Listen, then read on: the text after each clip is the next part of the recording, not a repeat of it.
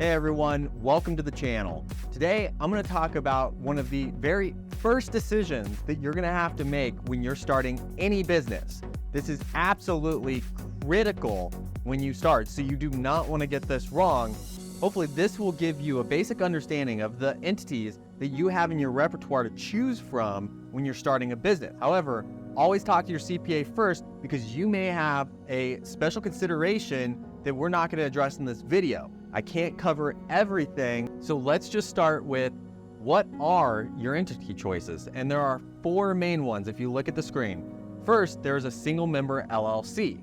Secondly, we have a partnership, a corporation, and then S corporations. And we're going to talk about the advantages and the disadvantages of each of these entities. Now, I will say that 99% of the time, an LLC, a single member LLC, or a partnership is going to be your best option. However, there may be special circumstances that change that. So be sure to watch the whole video so you can figure out what the best one for you is. And I will tell you some of the special considerations at the end of the video so that you can be aware of this in case any of them apply to you. Now we're gonna look at these entities and we're gonna compare them in 5 different areas because these are typically the 5 most important areas to consider. Of course, this isn't an exhaustive list. First, we're going to talk about how are they reported, okay? Do you have to file a separate tax return or are they reported on your individual tax return? Because that can be a factor when you're deciding, because of course, if you have to file an additional tax return, that's another tax return, more costs, more compliance, more things to keep up with. So if you don't need it, there's no reason to complicate it without any kind of benefit. The second area we're going to look at is how are they taxed? Because each one of them is going to have their own tax pros and cons. And then third, we're going to talk about the ability to maximize deductions. And we're going to talk about some of the advantages that you'll see that LLCs and partnerships have over S corporations and corporations. And then fourth, we're going to talk about the flexibility and restructuring because you never know what's going to happen in the future. When you're starting your business, you're really just trying to look in your crystal ball and determine what's the future going to look like so that you can choose the right entity. But you can't possibly consider all the different things that will happen, especially if this business is going to be around for a while, which hopefully it will be, right? So when I'm talking about flexibility and restructuring, I'm talking about things like if you want to dissolve the entity, but maybe you want to keep the assets, if you want to bring in new partners, things like that are really important to consider up front because by the time that circumstance comes along, it may be too late to be in the best position possible for that. And then lastly, we're going to talk about self-employment issues and which entity may be best from a self-employment tax perspective. So first, before we get into all of that, if you look at the screen, I want to talk about the difference between the state designation for an entity and the IRS designation for an entity, because they are not always the same, okay? First of all, when you create an entity, it's really an entity organized in that state, but generally they'll all have the entity types that we're going to talk about here today. First entity type is an LLC or a limited liability company. And this one has been one of the most popular ones for the last couple of decades because they're relatively new. This wasn't an option 40, 50 years ago. And so the tax laws and laws have changed to accommodate these entities. What you'll notice if you look at the column about the possible IRS designations is that an LLC can actually be any of the 4 entity types that we're talking about today and comparing. So it can be a single member LLC, which means you just have one owner of that LLC. Whenever you have more than one owner of an LLC, by default, it will then be taxed as a partnership. So that's the default rules. That is very important to remember.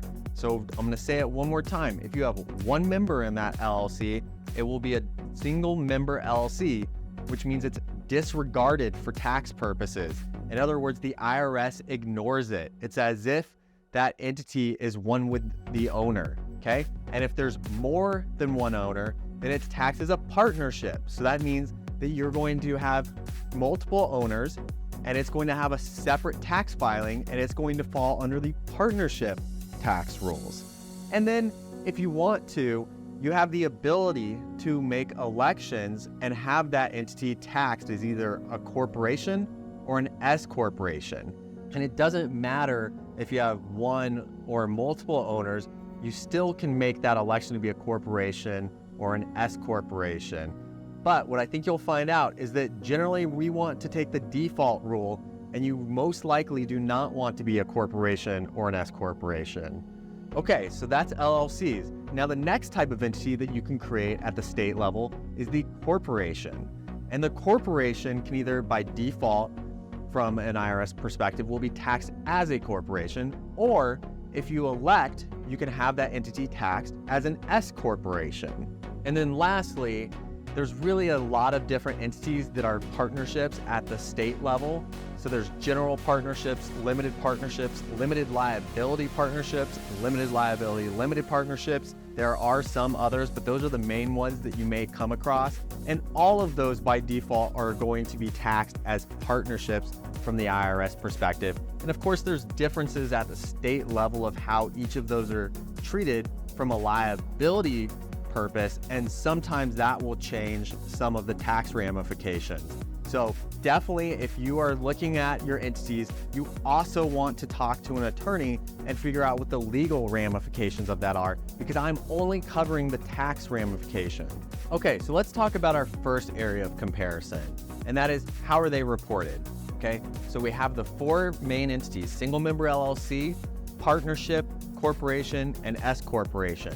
Now, as I stated earlier, a single member LLC, so an LLC with only one owner, is going to be ignored for tax purposes. So that means all the activity of that entity will be reported on the owner's tax return. So if an individual owns an LLC and they are the only owner, all the activity will be reported on that individual's tax return. Now, if a partnership owns a single member LLC, then that LLC will be reported on the partnership's tax return. Same as if it's owned by a corporation or an S corporation, the LLC would be reported on whichever return type the owner is. So that's a single member LLC.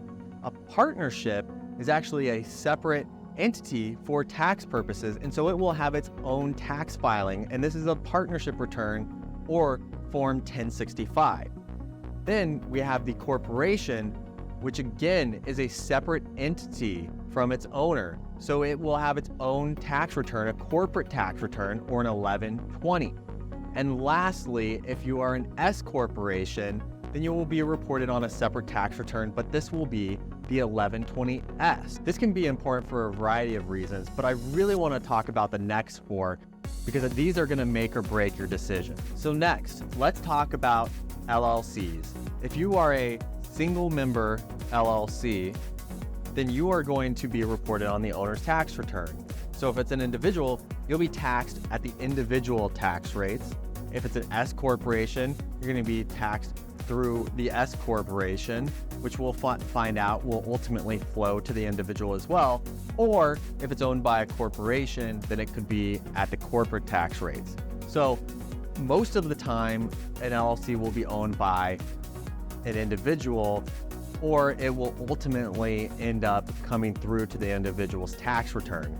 So that means you're paying individual rates. So you are at a maximum rate as of this year of 37%, and that is your ordinary tax rate. Now, if you have other income types, so potentially you could have capital gains, so that could be taxed at a maximum rate of 20%, sometimes lower.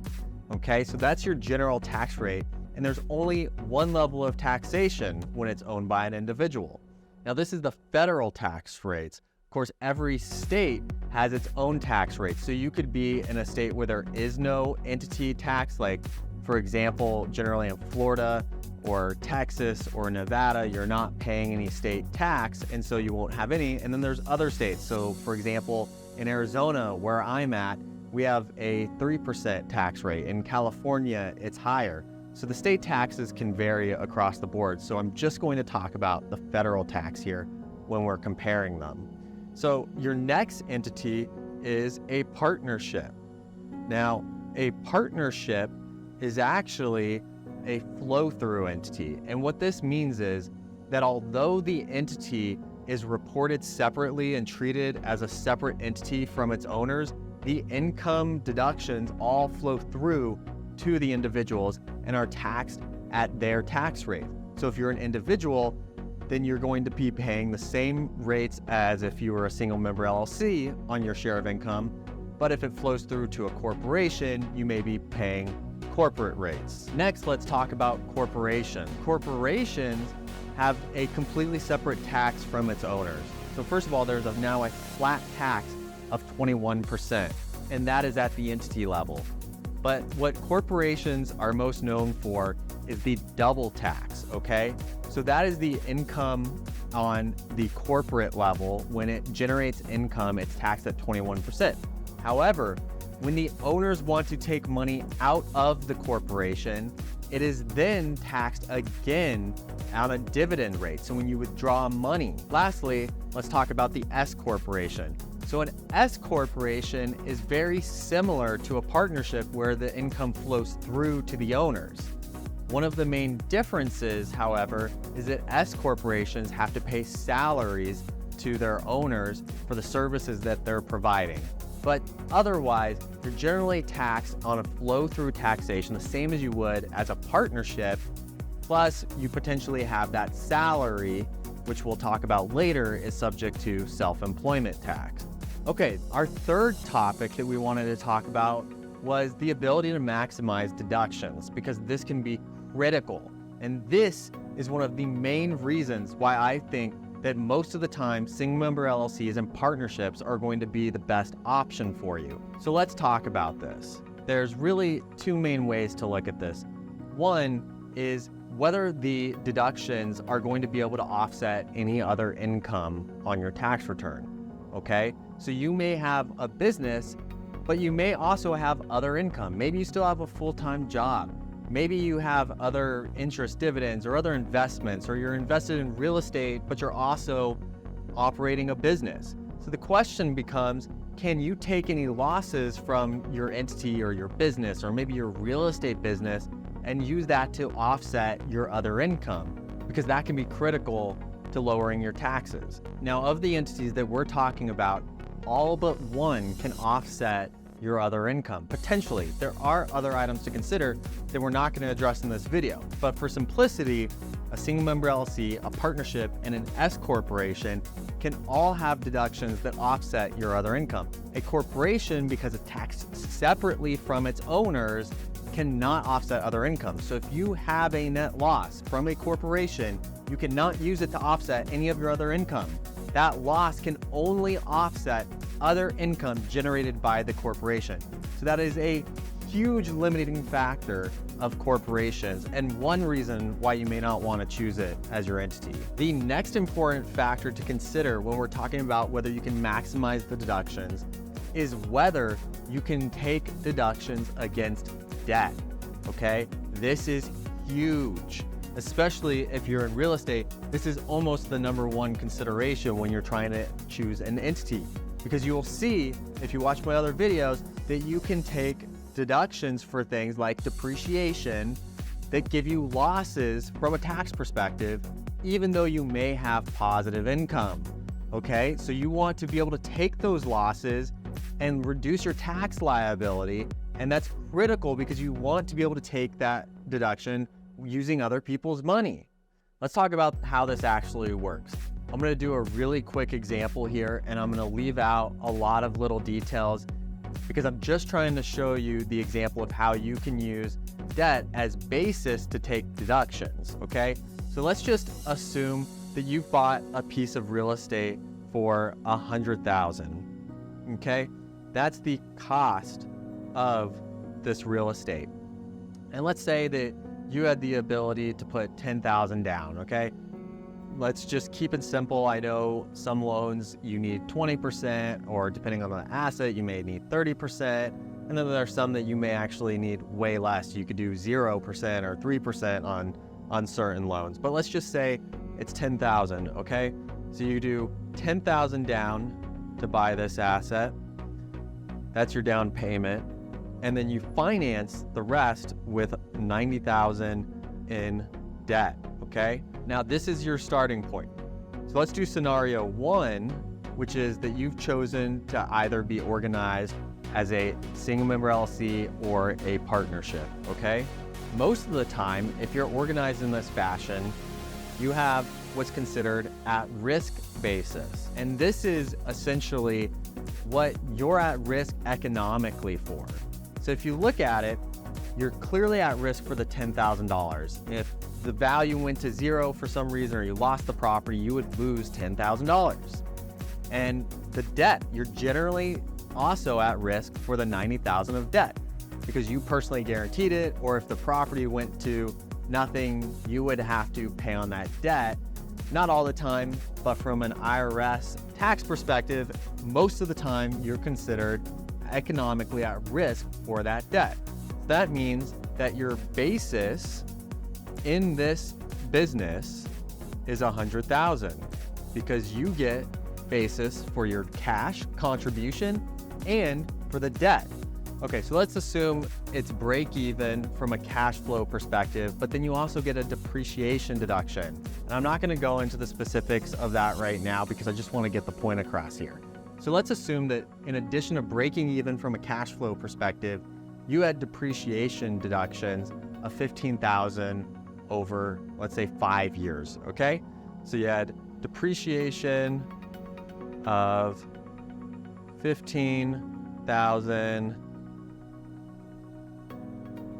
and you had break-even operations from a cash flow perspective, okay? So if this is the case, then you have a tax loss of $15,000 because you had cash flow of zero, less $15,000 of depreciation that you're entitled to, means you had $15,000 of losses. So what happens is you're limited to the deductions you can take by your basis. Well, you have $100,000 of basis, and now you're trying to deduct $15,000. So now you have a leftover basis of $85,000. So you can still take more deductions. You can continue taking deductions. You're not limited, okay? Now, let's try scenario number 2. And this is one of the biggest reasons not to put real estate in an S corporation. If a CPA or anyone tells you to put real estate in an S corporation, walk away, okay? And this is why. So, S corporation, let's assume same fact pattern. You have a $100,000 building and you put $10,000 down and $90,000 in debt. Now what happens is for an S corporation, you only get basis for your contributions and that's it. You don't get debt basis for third-party debt. Now, if you or one of the owners loans to the entity, to the S corporation, that can potentially give you debt basis, but that's your own money, right? Most of the time, you're taking out a loan. If it's real estate or many other businesses, you're taking out debt to operate the business. So you only have $10,000 in basis because that was your contribution. So same fact pattern, if we break even from cash flow, but we have depreciation over 5 years of $15,000, that means you can only deduct the $10,000 for your basis, right? $10,000 in losses gets you to zero basis. And now you have $5,000 of deductions that you couldn't use anywhere because that was going against the debt. And so that's why you would choose a single member LLC or a partnership over an S corporation almost every time because you can't take advantage of debt basis. Now let's talk about flexibility and restructuring. And I'm gonna keep this one relatively short because there's really a lot of different scenarios that can happen. But the main thing that I want you to keep in mind is that for LLCs and partnerships, so single member LLCs specifically, and partnerships, you can easily get property in and out of them or assets in and out of them without any tax effect, okay? So if you have multiple properties in a partnership and you have partners, relatively easy to dissolve that partnership. Everyone take properties equal to the value of their particular interest and go away without a tax effect, okay? Same thing for single member LLC. You can contribute your assets to a partnership or another type of entity and not have tax ramifications. And that becomes very critical. You see it all the time where you either have companies merging together or you have companies splitting up with the owners. So that becomes a critical decision. The next piece, which is kind of along those lines, is being able to maximize your deductions again. So this comes back to the, maximizing deductions, but this is related to the flexibility. And that is with LLCs and partnerships, when you bring on a new partner and say they contribute dollars into the business to take an interest, now all of a sudden they can take a new basis equal to what they paid and depreciate that, okay? And I'll give you an example in a second, but this varies drastically from a corporation or an S corporation. When you buy shares in an S corporation or a corporation, you're really just taking over the ownership of the previous person or adding to that ownership, but the underlying assets aren't changing at all. It's the same deductions on depreciation and everything else. So I'm going to talk about creating a partnership real quick. I'm going to give you a really quick example here to just illustrate what I'm talking about, okay? So let's just say that that you owned a building and you've owned it for a long time. Again, I'm gonna go simple and say you bought a building for $100,000, and let's just keep things simple. You've owned it for, let's say, 20 years, okay? So you've taken depreciation deductions. I'm just gonna make up a number just to get the point across, but you've taken depreciation deductions of $60,000 over the years. So that means that right now, your basis in this property is $40,000.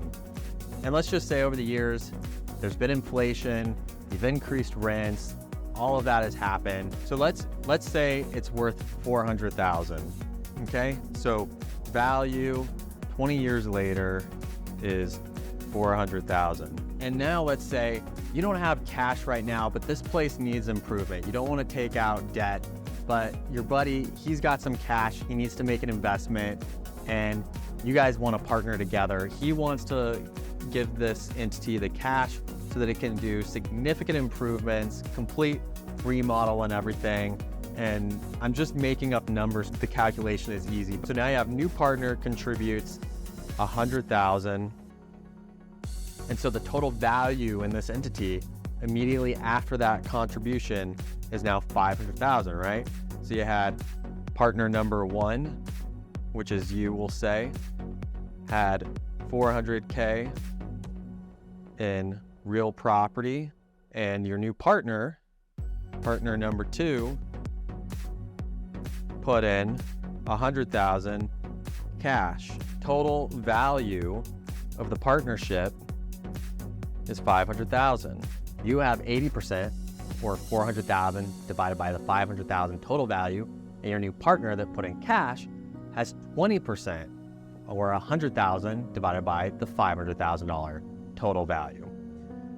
So what does this mean? Well, you've been depreciating a building that was originally at $100,000, but now if your partner is only entitled to continuing those deductions, it's not going to be very much.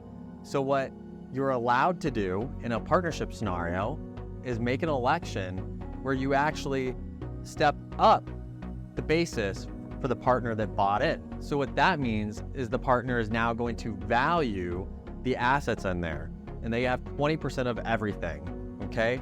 So partner number two, because that's who's going to receive the additional deductions, they're really entitled to $80,000 of real property.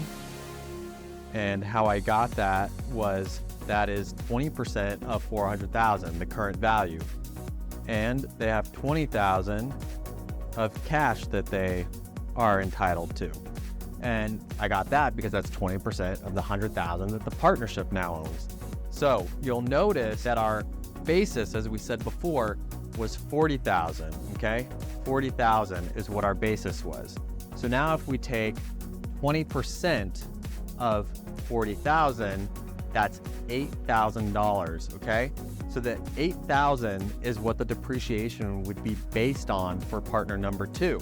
But the actual value, according to this person buying 20% of the building effectively because they bought into the partnership, the actual value is the 80,000 that we said earlier.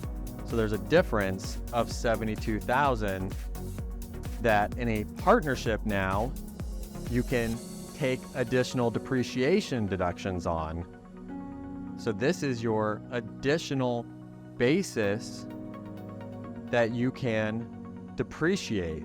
So that becomes critical when you're deciding your entity choice, because you cannot do this with an S corporation or a corporation. This is $72,000 of additional basis that you can take deductions on.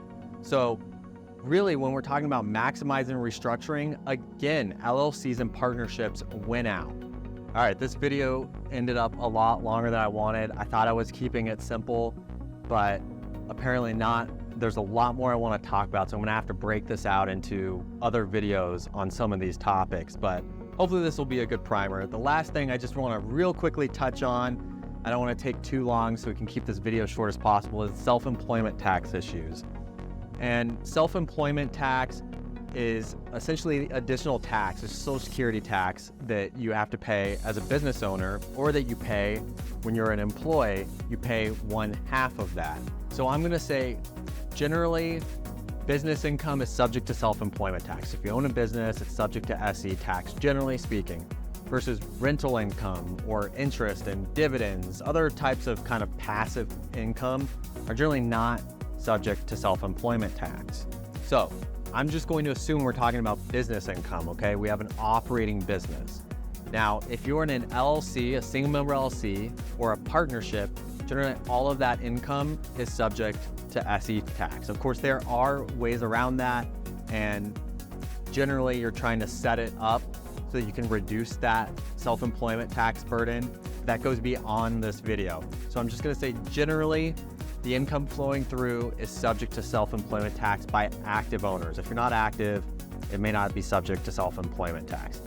Versus a corporation, the corporation itself, remember it's double taxed, it has a 21% flat tax. That income is not subject to self-employment tax.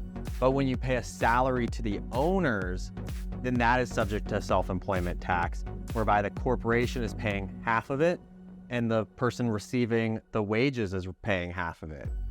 And then an S corporation, very similar. Now remember, an S corporation is different from the C Corp because the income is generally flowing through to the individuals. So in an S corporation, any income flowing through to the individuals is generally not subject to self-employment tax. However, again, when you pay a salary to an S corporation shareholder, that is now subject to self-employment tax. And again, half is being paid by the entity and half is being paid by the owner. Now this is just extremely basics on self-employment tax. I'm probably gonna do another video so we can talk about it more, but I hope that this gave you a great primer to get started in trying to pick out your entity for any new business.